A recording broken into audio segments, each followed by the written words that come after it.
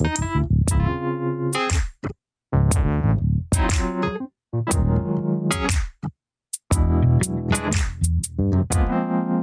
episódio de hoje é quase como um convite. Mas primeiro me responde, você tem estado presente nas suas ações do dia a dia? Você tem se tratado com a mesma compaixão que você dá aos outros? Como que isso tem refletido nos seus relacionamentos? A gente está chegando na metade do ano e eu tenho certeza que você preferiria talvez ter estado mais presente naquele almoço com as suas amigas, ou até ter se tratado com carinho com algo que te chateou muito. Bom dia, Óbvias! Eu sou Marcela Ceribelli, CEO e diretora criativa da Óbvias, e hoje falo com a psicóloga Karen Vogel sobre a importância da autocompaixão e da atenção plena para a nossa saúde mental. Bom dia, Óbvias, e bom dia, Karen. Bom dia, tudo Seja bem, muito Marcela? bem-vinda. Um prazer, que Como que você delícia. está hoje? Tudo ótimo, e com você? Tudo bem, tudo muito bem. Tô animada para esse papo. Eu queria super te agradecer por estar aqui, é uma delícia. Não, imagina, acho que a gente vai explorar conceitos que são muito falados, mas talvez pouco realmente compreendidos. Quero começar com autocompaixão. O que, afinal de contas, é autocompaixão na sua visão?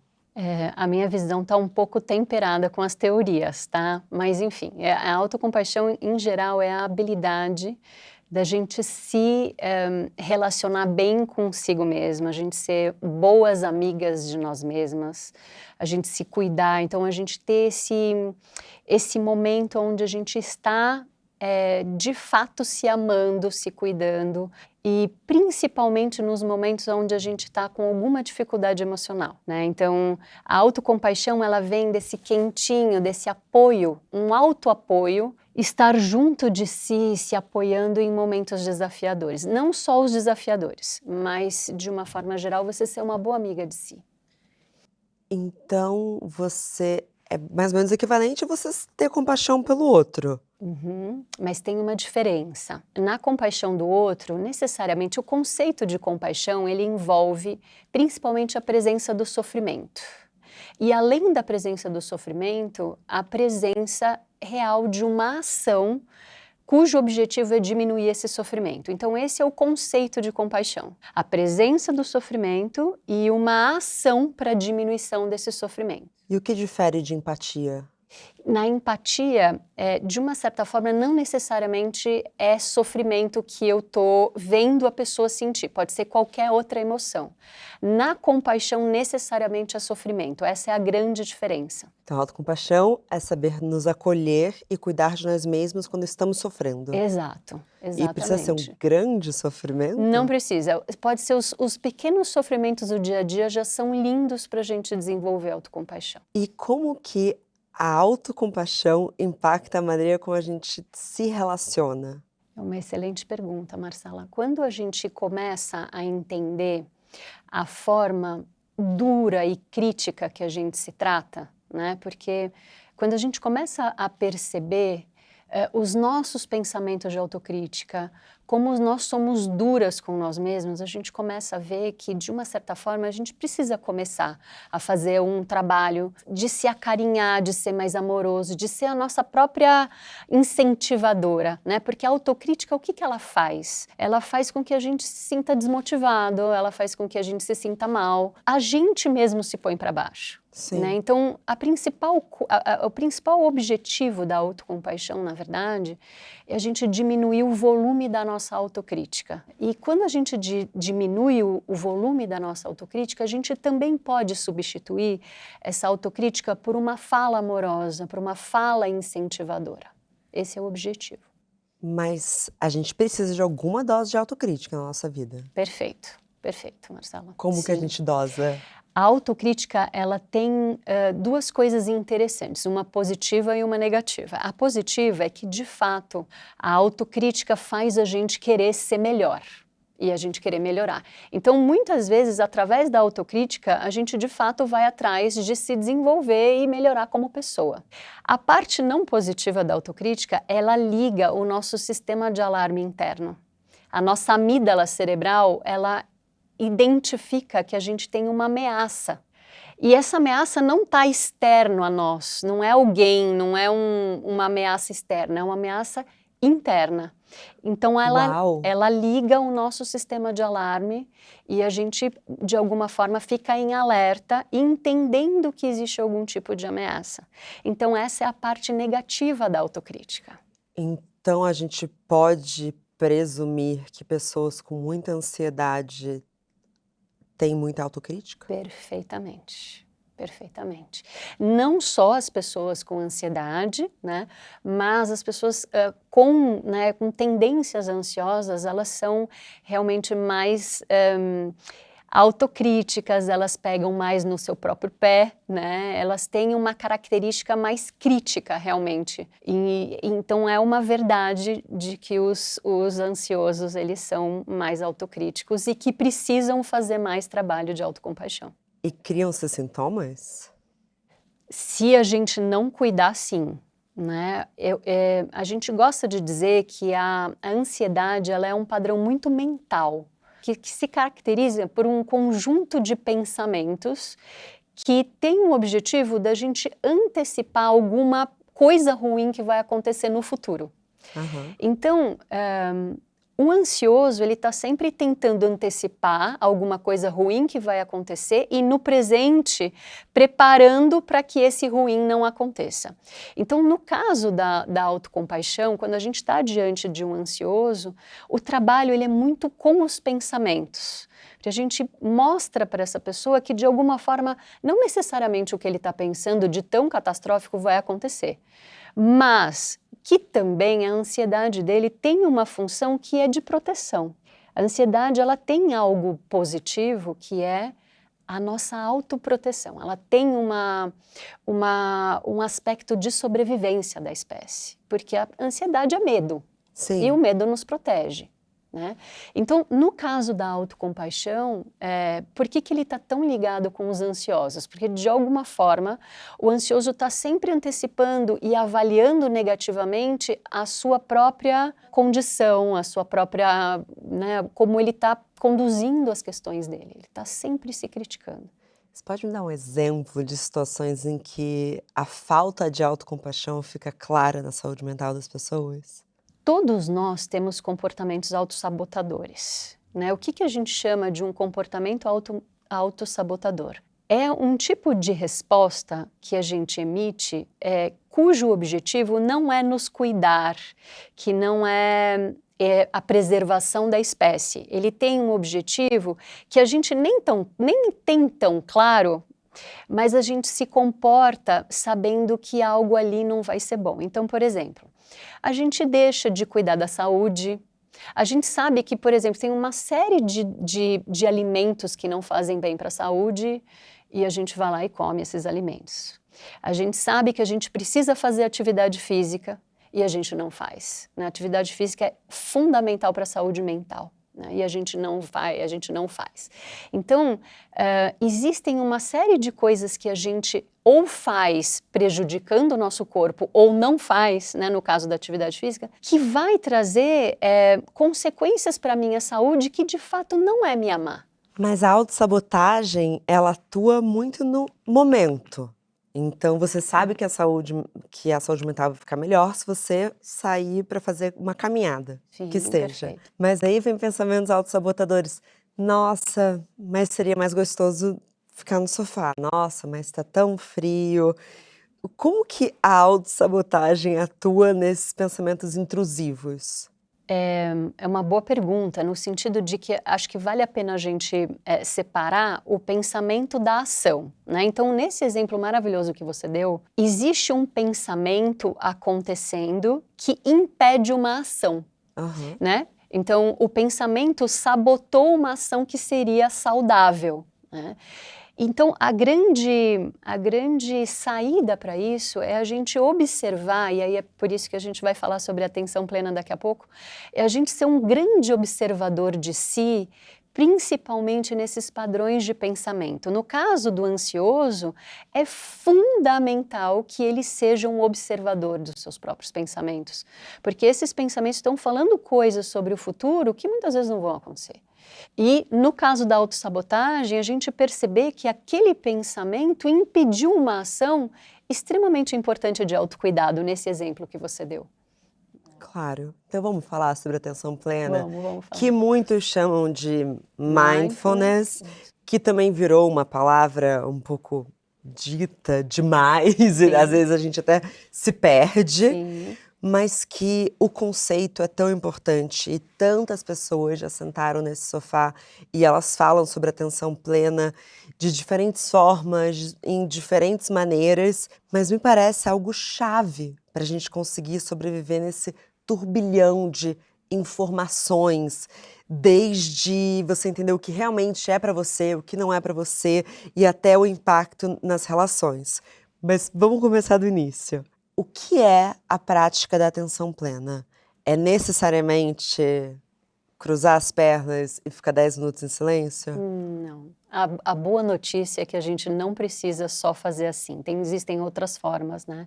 A gente pode fazer atenção plena nas nossas atividades do nosso dia a dia, por exemplo. Então, se eu estou fazendo uma atividade física, aproveitando o exemplo, eu vou fazer aquela atividade física atenta ao meu corpo. Então, a definição de atenção plena envolve nós estarmos atentos ao momento presente. Sim. Então, eu vou estar envolvida com as minhas atividades do dia com total atenção, com total conexão com o que eu estou fazendo. Então, de fato, essa é, para mim, na minha opinião, essa é a grande virada de chave do mindfulness, porque ele é um tipo, a gente pode considerar como um tipo de prática meditativa. No entanto, a gente pode fazer essa prática meditativa ao longo do nosso dia, nas nossas atividades. Então, eu acho que essa é a grande coisa boa a respeito da atenção plena. Acho que já faz um tempo, mas eu assisti uma entrevista do fundador do Headspace, que é aquele aplicativo de meditação, e ele falava que a meditação e a prática dessa meditação plena é um treinamento do cérebro. Explica um pouco melhor. Perfeito, Marcelo. Acho que, de uma certa forma, eu gosto de dizer que os nossos pensamentos, eles são muito da chave para a nossa saúde. Né? E muitas vezes a gente não se dá conta, porque eles são automáticos, a gente não se dá conta e a gente pensa muito ao longo de um dia, são milhares de pensamentos. Milhares, né?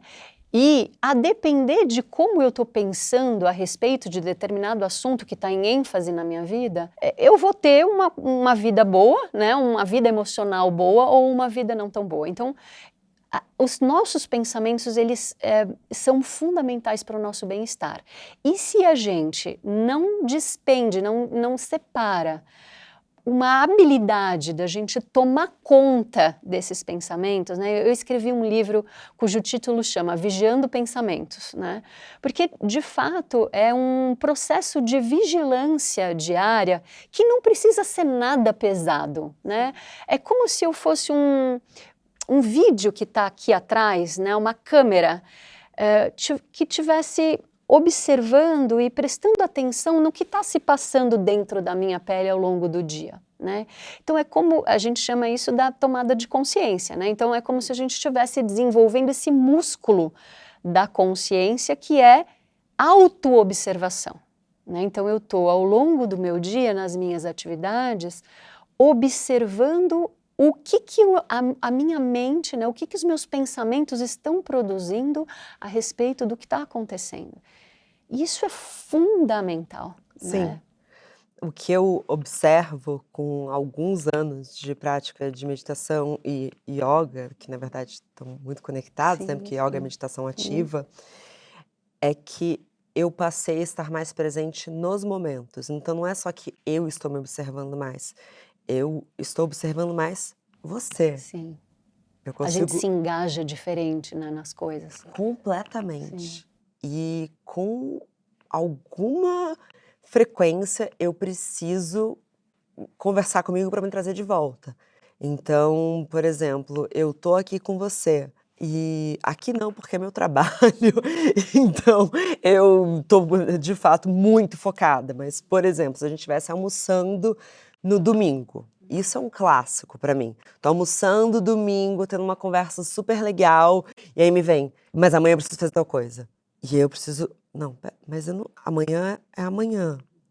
Talvez à noite eu precise organizar minha agenda. Mas aqui, agora, eu preciso aproveitar o que eu estou vivendo. Você acha que a gente tá com uma maneira de viver que a gente tá sempre antecipando o futuro? E agora? E agora? Sim, eu acredito.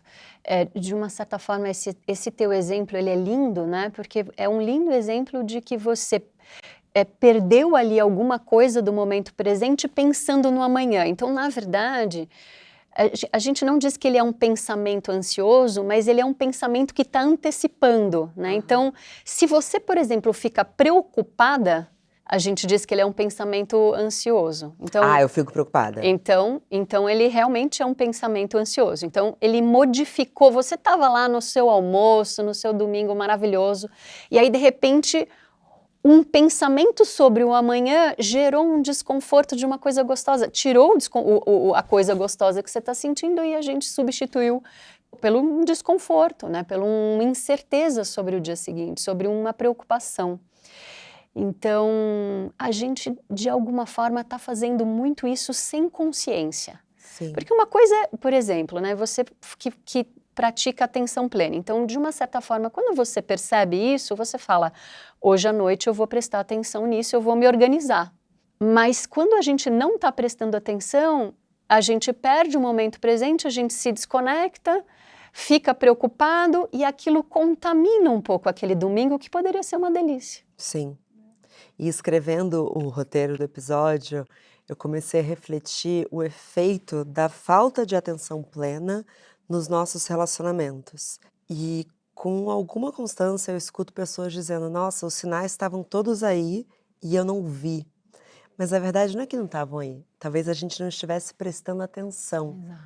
Qual que é o efeito de você ter uma atenção plena e conseguir ou não conseguir enxergar as tais das red flags, desses avisos de que talvez algo não esteja indo bem ali? É uma excelente pergunta, Marcelo, porque muitas vezes esses alertas, eles são corporais, o nosso corpo avisa.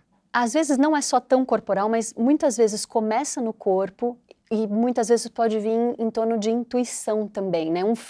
Uma sensação que a gente tem, né? Então, se a gente não está desenvolvendo essa habilidade, né, e a questão da atenção plena, isso passa desapercebido. Mas também tem outros pensamentos, talvez, e aí começa, enfim, uma bagunça que eu acho que é um pouco de confusão na nossa mente, que você falou sobre autossabotagem. Às vezes a gente enxerga algo, mas aí vem, não, mas calma. E aí o quê? As mentiras que nós contamos para nós mesmos são autossabotagens? Eu acredito que a gente não precisa colocar tudo dentro do mesmo, né, do mesmo saco, né? Eu acho que, de uma certa forma, quando a gente percebe que esses pensamentos, eles trazem a curto e médio prazo alguma coisa que a gente deixou de vivenciar que seria bom para a gente diz que seria uma autossabotagem, né? Ou seja, muitas vezes a gente não tem consciência das autossabotagens. A gente só percebe quando a gente está na terapia ou alguma amiga fala, né? Amiga, você percebe que você está fazendo isso de novo? É a segunda vez que está acontecendo alguma coisa, você faz igualzinho e a coisa dá errado, né? Muitas vezes a gente não tem consciência, então é por isso que... E essa consciência, ela vem desse vigiar. Porque quando você fala sobre a vigilância, parece que a gente vai ficar ainda mais tenso. Mas então, é uma boa... é interessante, porque é essa sensação mesmo que as pessoas têm, de que é pesado, de que é difícil. Mas no começo realmente é um pouco mais desafiador, porque parece que a gente fica um pouco obsessivo. Né? A gente fica meio obcecado, meu Deus do céu, eu tenho que prestar atenção nos meus pensamentos. Mas depois de um tempo, isso fica natural. É como se você, por exemplo, estivesse pedalando uma bicicleta e no fundo você está atento ao que está se passando. Né? É uma consciência que a gente vai desenvolvendo. Então, com o tempo, para quem realmente separa um tempo, uma energia para desenvolver isso, é maravilhoso e vale muito a pena. E por acaso, a atenção plena ela pode alterar nossa resposta emocional quando a gente tem algum conflito? Completamente. Como? Completamente. Porque, de uma certa forma, uma emoção, quando acontece uma situação e o nosso corpo produz uma emoção, e essa emoção, ela é produzida pelo corpo imediatamente, não é algo da qual a gente controla. Sim. Então, isso é muito importante.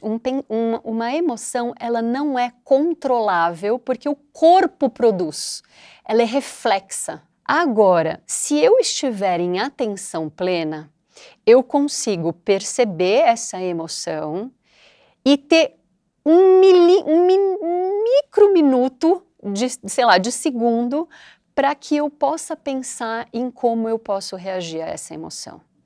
No entanto, se eu não estou atenta, se eu não estou de alguma forma nessa consciência no fundo, de uma certa forma vai passar e eu vou reagir à minha emoção de uma forma mais automática. Sim. Então, a atenção plena ajuda muito nos processos de inteligência emocional e manejo emocional. E isso vale para os dois perfis, tanto uma pessoa que talvez fosse ser mais explosiva, Com toda que certeza. pode ponderar, quanto a pessoa que, leva tudo de boa. Não, pera, essa pessoa acabou de me ofender. Aos dois tipos.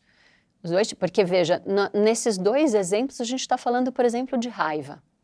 A raiva, ela é a emoção que mais leva a gente para a ação. Aham. E muitas vezes a ação é uma ação agressiva. Então, e claro, dependendo da ação que a gente tem vontade de fazer, se a gente não tiver em atenção plena, a gente vai lá e dá uns cascudos na pessoa. E não vai ser tão bom assim. Né? Então, a atenção plena nos protege nesse intervalo de tempo entre eu sentir a raiva e o meu desejo de ir lá e agredir alguém. Né? Eu consigo... Mas a raiva tem uma utilidade. Completamente. A raiva é extremamente importante. Então a gente precisa apenas entender como usá-la? Perfeito. E como que ela se relaciona com a autocompaixão? Vamos começar pelo conceito da raiva, que eu acho que o que você falou é muito lindo. Né? A raiva, ela é uma emoção que nos ajuda a entender, quando a gente está com raiva, algo importante está faltando de valores. A gente só fica com raiva quando algo muito importante não está acontecendo, ou uma coisa muito valorosa não está na equação.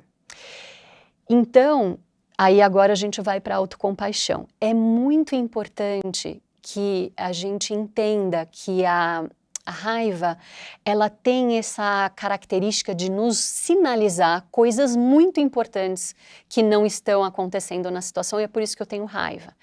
E nos validar a nossa própria raiva, a nossa cultura, de uma certa forma, ela condena um pouco a raiva, né? Como uma emoção que a gente tem que controlar, que a gente não deve expor, porque muitas vezes a gente fica agressivo. Né? Mas o que a gente deve fazer, o que seria uma prática de autocompaixão, a gente se deu conta, né, da raiva, e a raiva está sinalizando algo muito importante que está faltando, e eu vou me acolher e me dar o amparo que eu estou precisando diante dessa situação de raiva. Então, a raiva é um termômetro daquilo que importa pra gente. Exatamente. Ela é maravilhosa. Então, se algo me irrita e eu não sei porquê, eu posso investigar. Exato. O que nisso importa para mim? Perfeito. O que está faltando aqui nessa situação que não está acontecendo e que me tirou tanto do sério? E aí a gente vai em cheio nos valores. Então, por exemplo, uma coisa... Justiça. Exato. Injustiça é uma coisa que tira muito a gente do sério. Por Muito. exemplo. Muito, exato. Então... Não só quando são injustos com nós mesmos, mas a injustiça como um todo, é revoltante. A falta de empatia, não sei como é que é para você, mas ela liga muito à minha raiva. A falta de cuidado, ela liga muito à minha raiva, né? Então, eu sei interessante. Que nada me faz chorar igual raiva. Exato. Tristeza não ativa. Assim, às vezes sim, mas pouco. Raiva me dá muita vontade de chorar. A raiva é visceral, ela é visceral, é verdade. Você se sente até meio viva, mas... Sim. sim. Mas eu não gosto quando ela é a minha primeira emoção. E eu entendo me relacionando, enfim, com amigos, Uhum, familiares, eu comecei a perceber que todos nós temos uma primeira emoção. sim, E muitas pessoas é a raiva. sim. As pessoas são mais, não sei se é uma emoção exatamente, mas as pessoas são mais questionadoras, mas eu vejo quando a primeira emoção é a raiva, são pessoas que sofrem muito com isso, porque não é útil, mas em muito volume, a raiva desgasta tanto nós mesmos e as nossas relações. Exato. E muitas pessoas têm essa raiva, né, vindo na frente até como uma defesa, muitas vezes, né?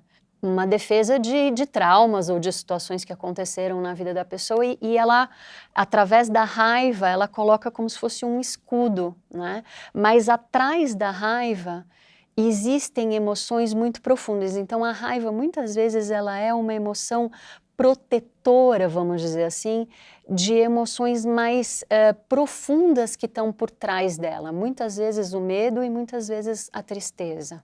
Então a raiva vai na frente, que é para eu me proteger e eu não entrar em contato com isso, que é muito difícil para mim. Existem outras emoções que são protetoras? A raiva é a principal. Agora, depois da raiva, o medo é, assim, a emoção carro-chefe da sobrevivência do ser humano. O medo, ele nos protege de forma absurda. Tanto que, muitas vezes, ele protege tanto que a gente nem se comporta mais, né? A gente Sim, acaba não indo para o mundo por medos de que as coisas aconteçam e medo de sofrer, principalmente, né? que pode ser paralisante. Sim. Eu queria falar um pouco mais sobre esses pensamentos de autocrítica, porque eu acho que tem uma construção social, mas me parece mais presente nas mulheres que eu convivo. A autocrítica, na grande maioria das vezes, ela é internalizada, né? Ela é um padrão ancestral, né, de forma de funcionar, aonde eu aprendi que é assim que eu devo funcionar, então eu acabo repetindo essa mesma forma comigo mesma. Eu imagino que não, mas existe como a autocompaixão em excesso se tornar uma inércia? Sim. Sim, e essa é uma das principais, quando a gente está começando a aprender sobre autocompaixão, essa é a primeira coisa que as pessoas questionam. Ah, autocompaixão é a gente ficar passando mão na nossa cabeça, e de fato tem uma coisa assim, né? A gente precisa cuidar, porque muitas vezes a gente pode estar sendo muito permissivo com algumas questões e a gente chama isso de autocompaixão. Né? Então, vale a pena, é até difícil dar exemplos, mas um exemplo, por exemplo, é aquela pessoa que vira e fala assim, hoje eu trabalhei bastante, hoje eu mereço um chocolatinho, sei lá, um docinho, né?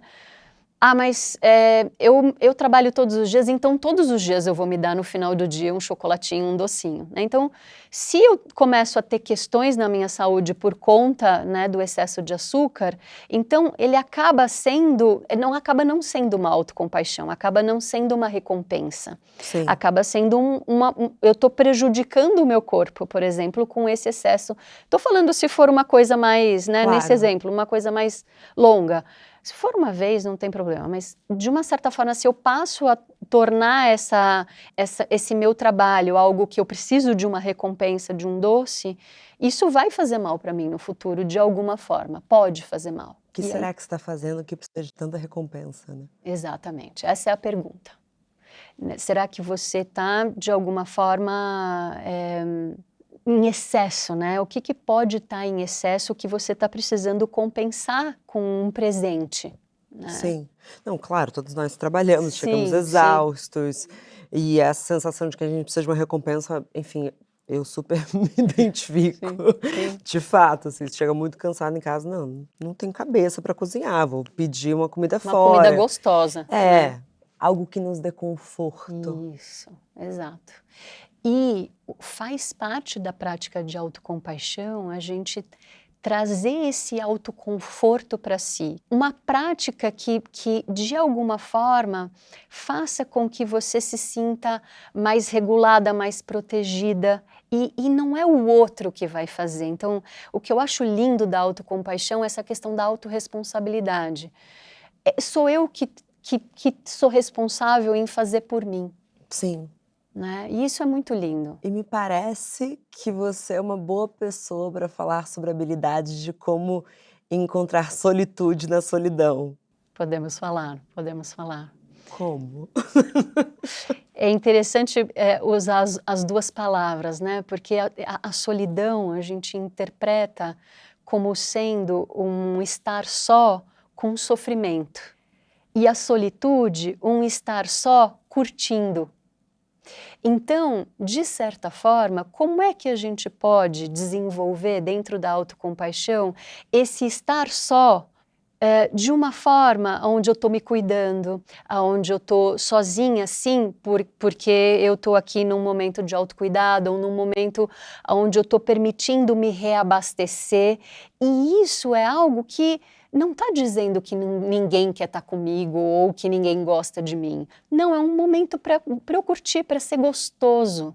O que diferencia um do outro talvez seja os pensamentos que estão passando pela cabeça? Exatamente, você pegou, exatamente. Porque se eu tô na solidão, eu tô pensando, puxa, ninguém me quer, puxa, ninguém me convidou para nada, sábado à noite eu tô aqui sozinha, ninguém falou nada, puxa, ninguém me quer, ninguém quer minha companhia. E eu também posso estar sábado à noite sozinha em casa falando, uhul, que delícia, não tem ninguém aqui me incomodando, eu vou fazer as minhas máscaras. Nossa, eu amo muito. Né? Que é um dos meus grandes prazeres, de fato, assim, é ficar completamente sozinha num sábado à noite. Sim. E é engraçado porque existe muito essa percepção, né, de que, nossa, mas você mora sozinha, você não fica triste às vezes? Fala, puxa, você não faz ideia. Assim, mas é de fato, acho que é a história que contamos para nós mesmos daquilo que está Exato. acontecendo. E um prazerzinho mesmo de, então, o que eu quero fazer para me deixar o mais feliz nesse momento? Exatamente. E a gente ser responsável por se trazer essa situação satisfatória, esse prazer, né? Saber se recolher uma habilidade? Com toda certeza, porque muitas vezes a gente está ali atento ao que o outro está querendo, se o outro está querendo que eu fique, se o outro está com alguma expectativa com relação a mim, e eu estou ali sentindo que já esgotou o meu tempo e que eu preciso me recolher. A assertividade, ela é muitas vezes uma habilidade muito importante para a autocompaixão.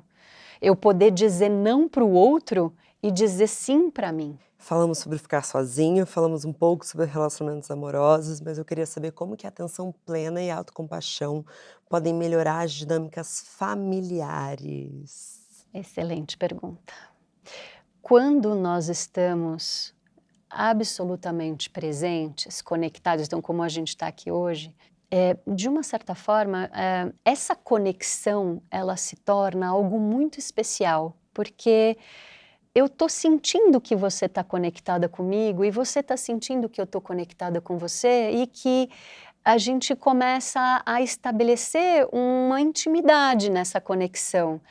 Eu posso te falar da minha vida, você fala de como a tua vida foi essa semana e a gente começa até muitas vezes a se vulnerabilizar, né? Então, a atenção plena, esse estar presente, permite essa profundidade nas conexões, onde eu tô aqui com você e eu tô realmente aqui com você. Eu não tô Sim. aqui com você olhando o meu telefone, olhando para quem... Tudo. Muda tudo. A atenção plena, nesse sentido da gente poder se conectar, a conexão vem nessa presença. Nós, como seres humanos, nos sentimos acolhidos, como somos realmente escutados?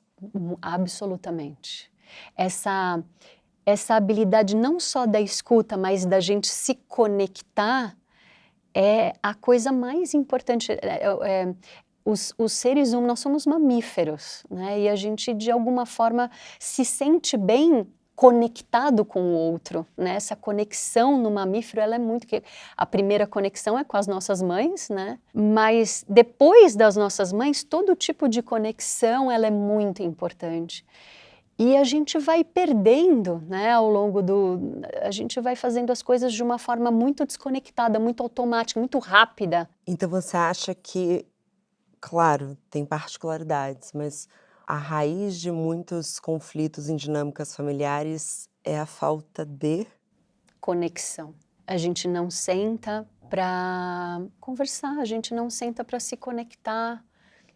A gente está no telefone, a gente está na TV, a gente está correndo, né? Sim. É natural, é normal, não é nenhuma crítica sobre isso especificamente, mas é realmente um convite para como a gente está separando um tempo de qualidade onde a gente senta e a gente se conecta com o outro, né? Às vezes pode ser durante uma refeição, às vezes pode ser numa ligação, mas a gente de fato para e se conecta, Sim. né?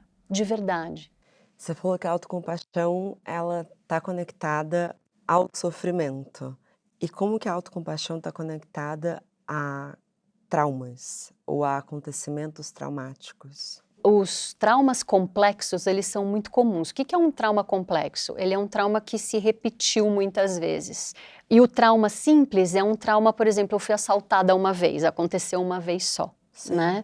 É claro que os dois tipos de pessoas apresentam respostas de trauma, mas a pessoa que tem o trauma complexo, por exemplo, que foi retraumatizando ao longo do tempo, ela vai ter bastante dificuldade com autocompaixão. E é um tipo de paciente, é um tipo de pessoa que mais precisa da prática da autocompaixão, nesse sentido de que muitas vezes ela perdeu a confiança no outro, e é importante que ela vá adquirindo essa confiança em si, essa confiança de ser um amparo para si, dela ser o próprio porto seguro dela, o seu próprio apego seguro. Porque quando a gente passa por um trauma, a gente pode ficar com sintomas como insônia, e por mais que já tenha passado, parece que agora o trauma vive na gente.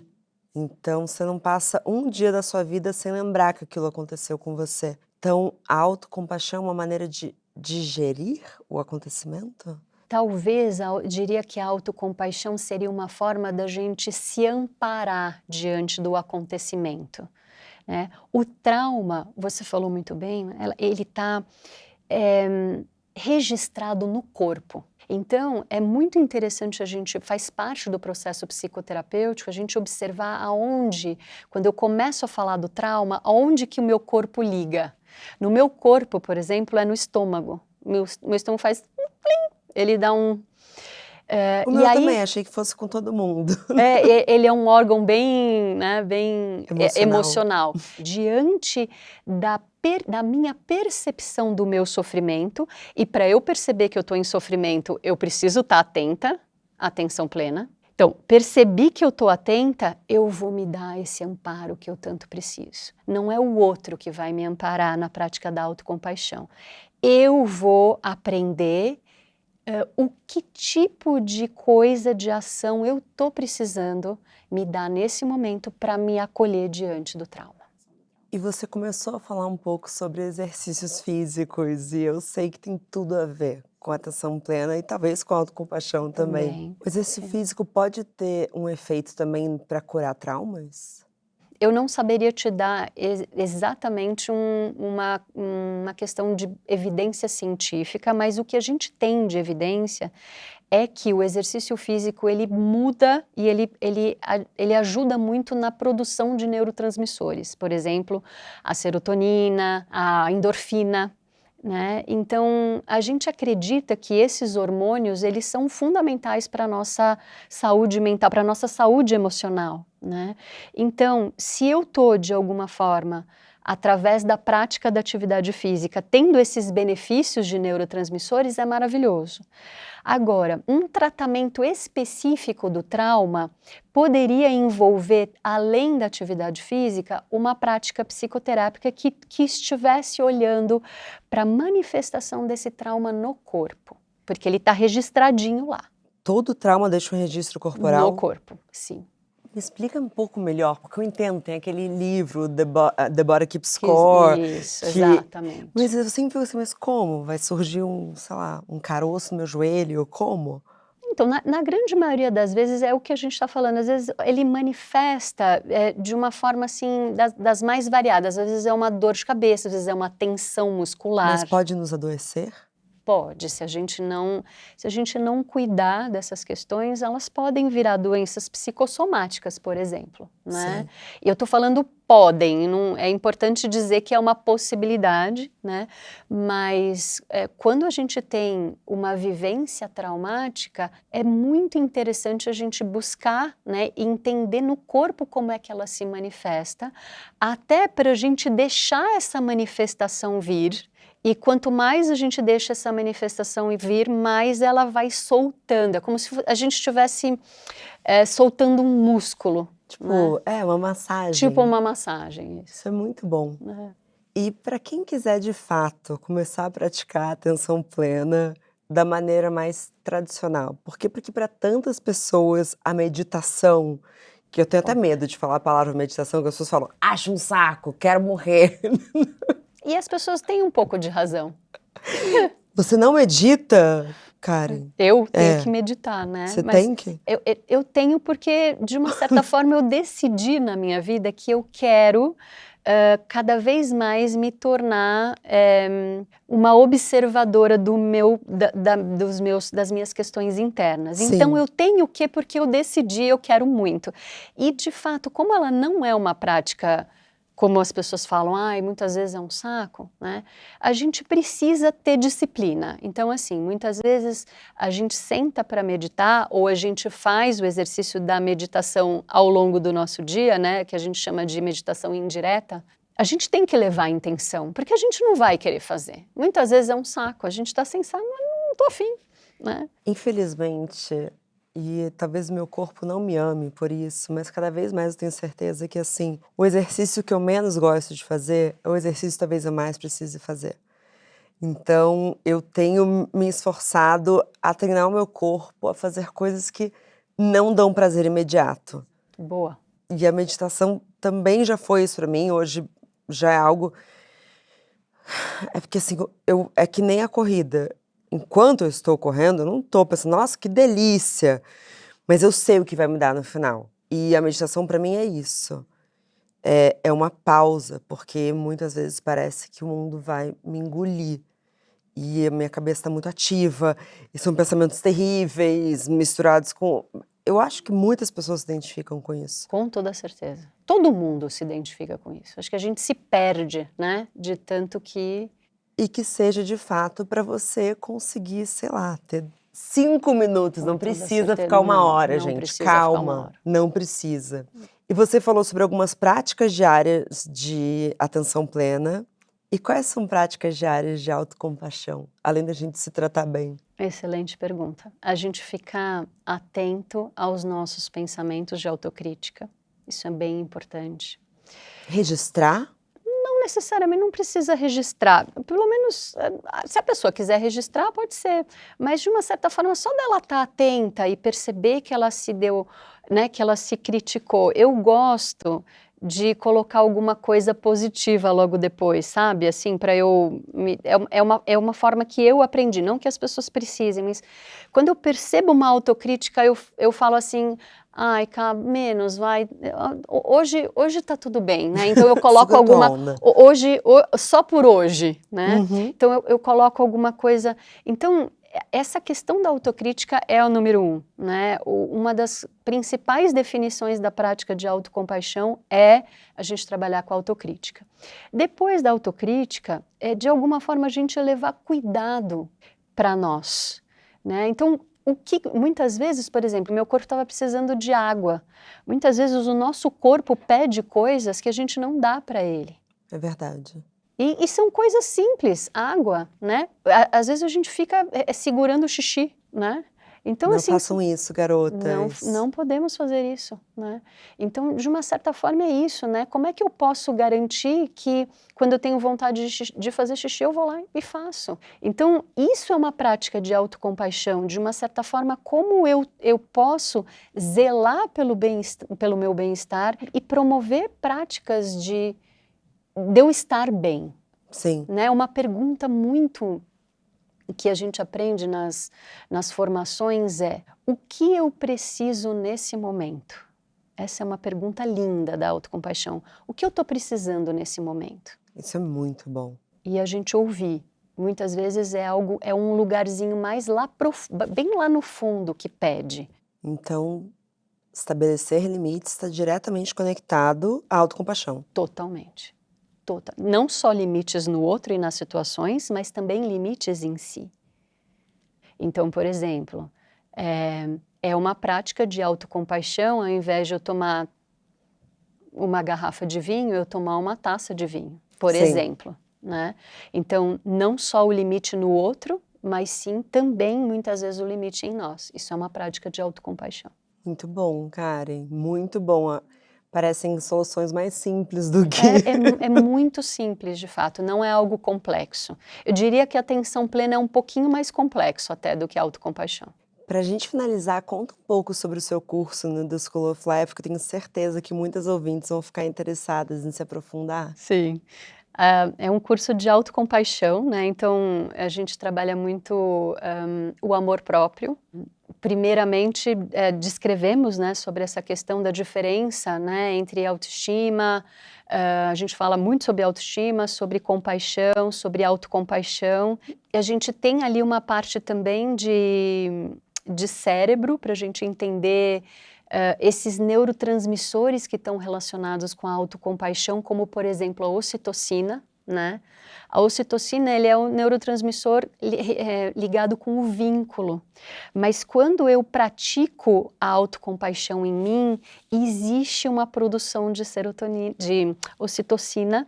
Que é chamado de hormônio do amor. Isso, exatamente. Então, a gente pode produzir o hormônio do amor, não precisa de uma outra pessoa, a gente pode mesmo produzir. Então, amor próprio não serve só para vender camiseta, o amor próprio...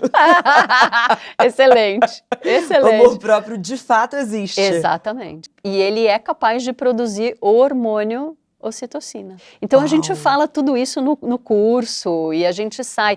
O que eu mais gosto do curso é a gente sair de lá pensando em ações. Porque a autocompaixão não é aqui, né? Ela é ação. Eu achava que ela era muito mais mental, eu aprendi muito hoje.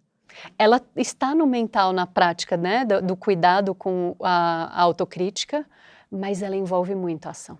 Isso é muito legal. Muito bom, Karen, obrigada. Foi uma delícia. Eu estava com uma atenção super plena.